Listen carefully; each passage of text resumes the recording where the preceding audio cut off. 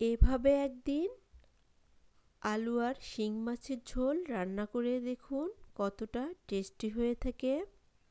Hello বন্ধুরা, আসসালামু আলাইকুম। উত্তরবঙ্গ রান্নাঘর থেকে স্বাগত। আশা করি আপনারা খুব ভালো আছেন। আমি আজকে আপনাদের সাথে শিং মাছ দিয়ে দেশি আলুর ঝোল রান্না করে দেখাবো। চলুন তাহলে মূল রেসিপিতে যাওয়া যাক। চুলায় একটি ফ্রাই প্যান বসিয়ে দিয়েছি। এখানে 3 থেকে 4 টেবিল চামচ সয়াবিন তেল দিয়ে দিচ্ছি। এখন দিয়ে দিচ্ছি হাফ চামচ জিরা। জিরাগুলো অবশ্যই ফুটে আসতে হবে। এখন দিয়ে দিচ্ছি হাফ কাপ পরিমাণ পেঁয়াজ কুচি। এখন পেঁয়াজগুলোকে সফট করে নিব।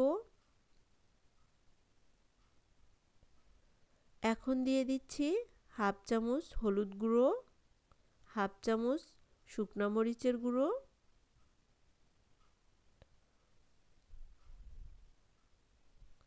এখন সামান্য একটু পানি দিয়ে দিব।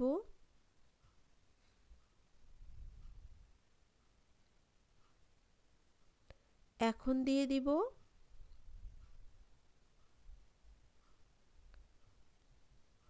হাফ চামচ জিরার গুঁড়ো, হাফ চামচ ধনিয়া গুঁড়ো, আর দিয়ে দিচ্ছি স্বাদ মতো লবণ। এখানে আমি 1 চামচ লবণ দিয়ে দিচ্ছি। এখন সবগুলো উপকরণ খুব ভালো করে কষিয়ে নিব।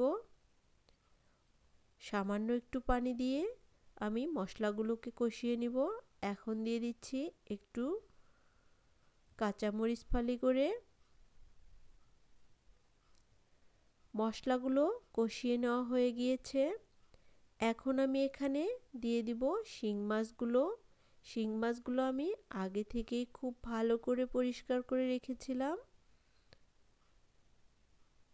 এখন মশলার সঙ্গে শিং মাছগুলো খুব ভালো করে মিশিয়ে নেব। এখন সামান্য একটু পানি দিয়ে দিচ্ছি। পানি দিয়ে আমি মাছগুলোকে কষিয়ে নিব। এখন দিয়ে দিব আমি আগে থেকেই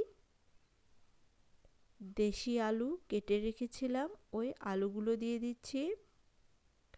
এখন আলু আর মাছগুলো খুব ভালো করে কষিয়ে নিব।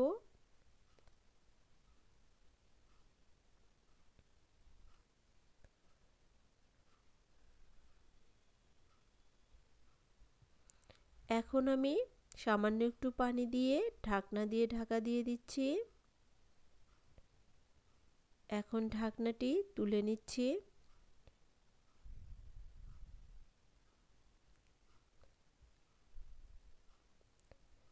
আলু এবং মাছগুলো কষিয়ে নেওয়া হয়ে গিয়েছে প্রায়।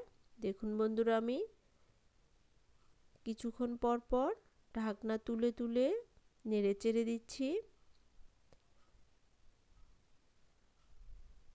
এখন দিয়ে দিব এখানে পানি। এখানে আমি 1 কাপ পরিমাণ পানি দিয়ে দিব। যেহেতু এটি ঝোল, এজন্য একটু পরিমাণে বেশি পানি দিয়ে দিব।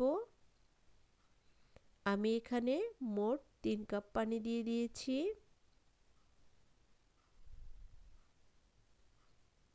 এখন ঢাকা দিয়ে 10 মিনিটের মতো রান্না করে নিব। এখন ঢাকনাটি তুলে নিচ্ছি।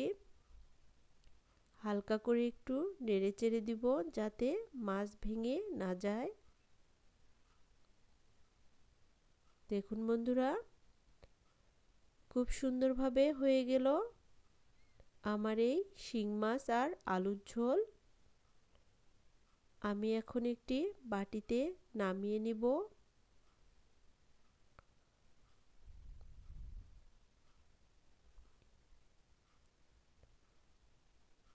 দেখুন বন্ধুরা, কত সুন্দরভাবে হয়ে গিয়েছে।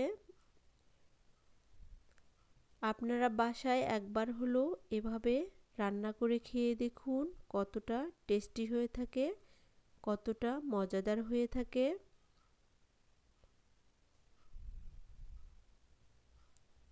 এরকম নতুন নতুন ভিডিও পেতে অবশ্যই চ্যানেলটি সাবস্ক্রাইব করে রাখবেন। নতুন বন্ধু এবং পুরাতন বন্ধুদের অনুরোধ রইল পুরো ভিডিওটি দেখার, স্কিপ না করে পুরো ভিডিওটি দেখার জন্য। ভিডিওটি যদি ভালো লাগে তাহলে অবশ্যই একটি লাইক কমেন্ট করবেন। আপনাদের একটি লাইক কমেন্ট আমাকে আরও ভিডিও বানাতে উৎসাহিত করবে। এজন্য পাশে থাকার অনুরোধ রইল। সকলের সুস্থতা কামনা করে আমি আমার ভিডিওটি এখানেই শেষ করব।